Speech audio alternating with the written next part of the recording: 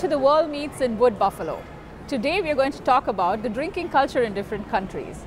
So we have in our studio today Crystal O'Hara. She's from Colombia. Hi, Crystal. Hi, how are you? And we have Jasmine, who is from Bavaria in Germany, and she's here for 1 year now. Yeah.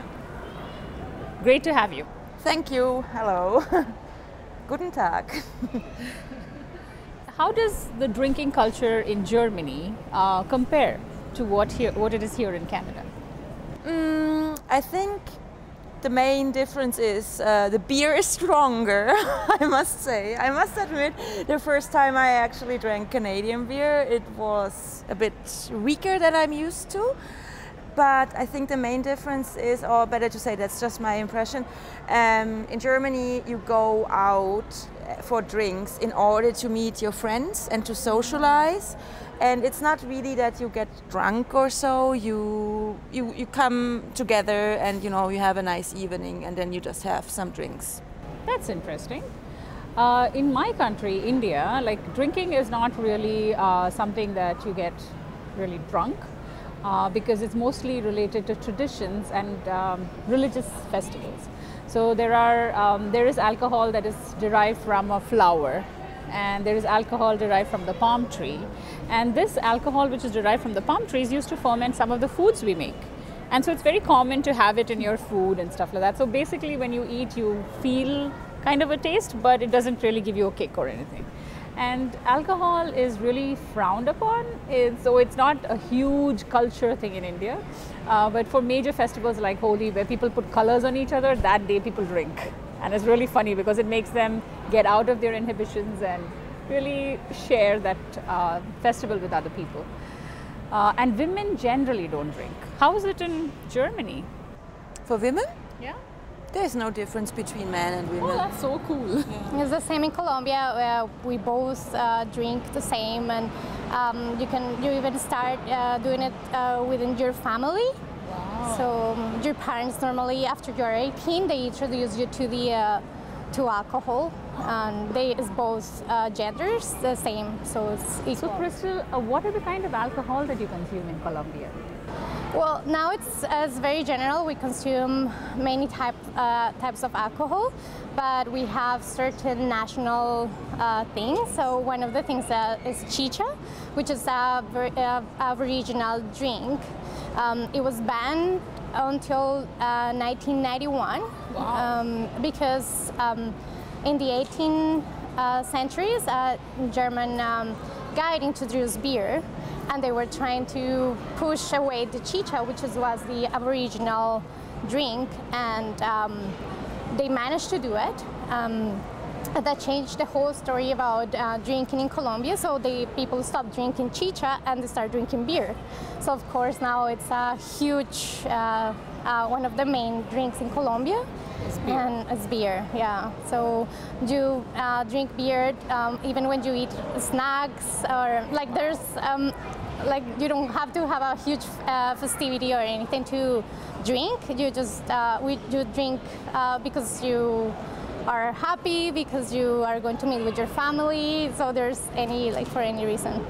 Yes, basically they find an excuse to drink. Yeah.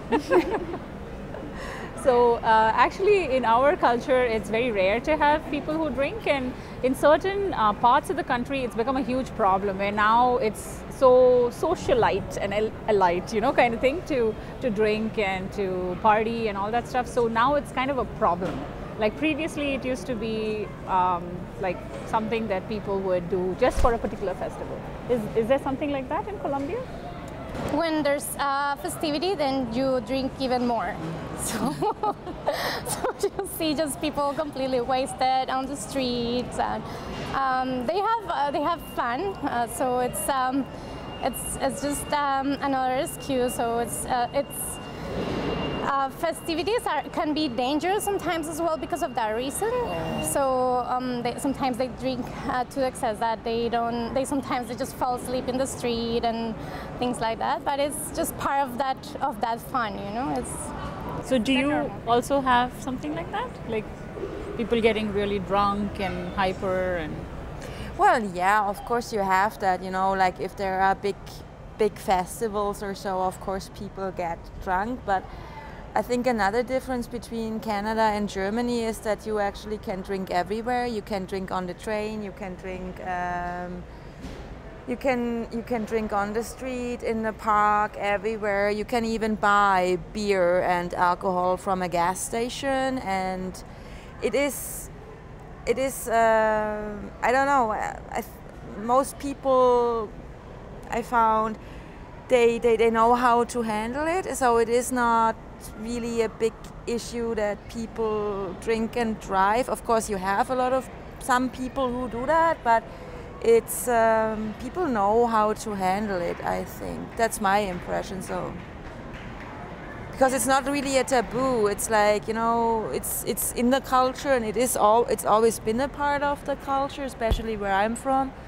and it's really a social thing. To drink is very social. Yeah, that's why so many parents are trying to introduce their children to that, so they don't do it outside of their homes without control. Yeah. So they just explain to them the whole process, and they so they know that they understand the risk of maybe drinking too much. So they do it at home, and they don't see it as a bad thing. Mm-hmm. So they feel comfortable with their parents to do it In front of them. It's the same in Germany too. Thank you so much, Crystal and Jasmine, and we're going to come back very soon.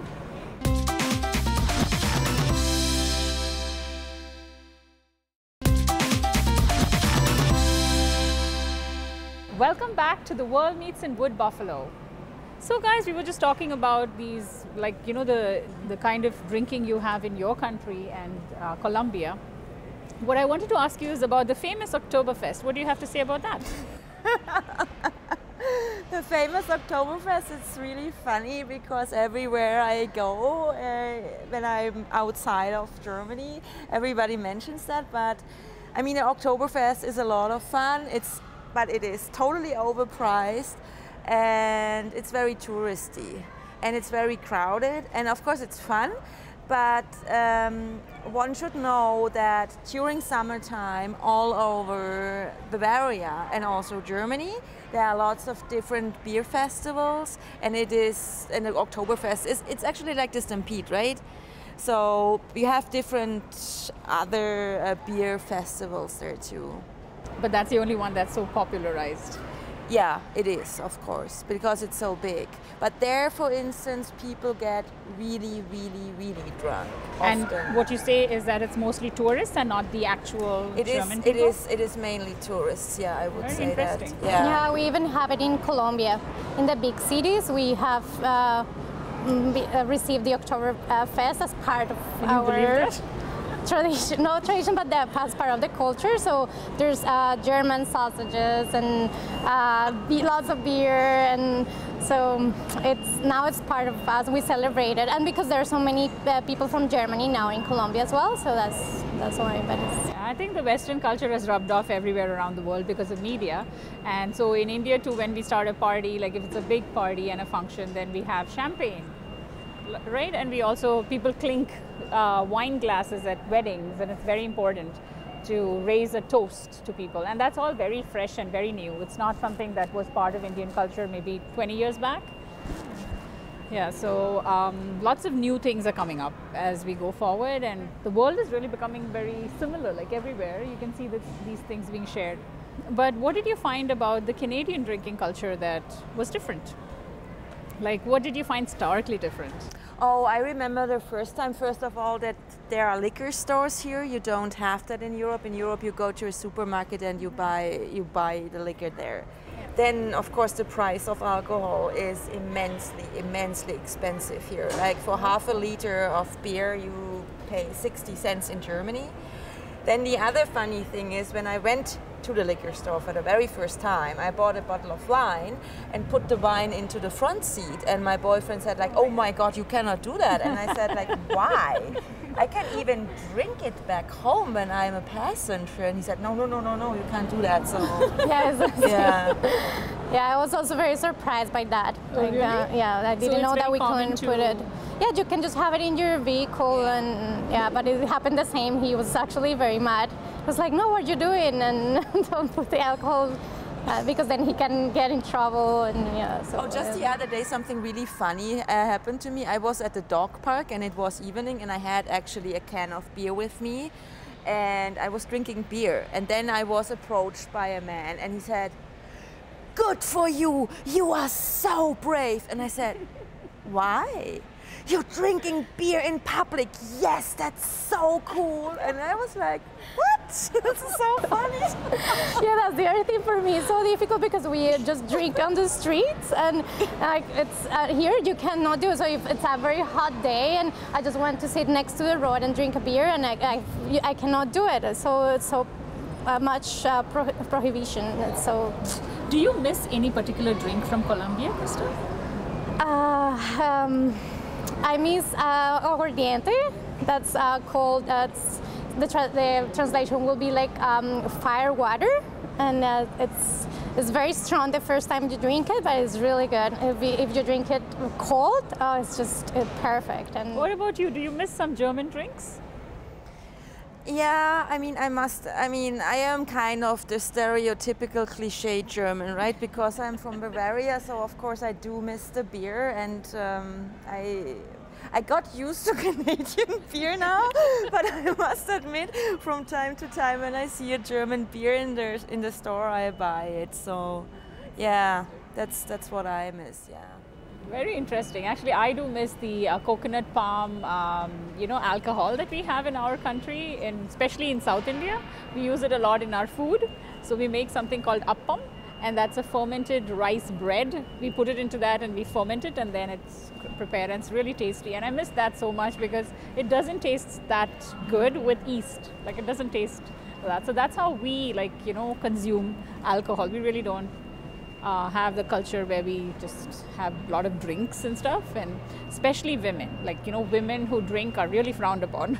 It's double standards for men and for women. So women generally don't drink, and especially like if they're in the fertility zone, like they're just not supposed to drink, and their husbands don't like it, the families don't like it, and because of that, women don't drink. Mm-hmm. And women who drink are looked down upon, like they're really bad character. People just, oh, this woman drinks and all that stuff. So it's a big thing. So we don't really do that. I want to thank you both for this amazing time we had, and it's really nice to learn about the different cultures and how different it is, like different countries. So thank you very much for your time, Crystal and Jasmine. Thank you. Thank you. And so we're going to close our first part of drinking in different countries, and we're going to come back again for the second show. Thank you for watching The World Meets in Wood Buffalo.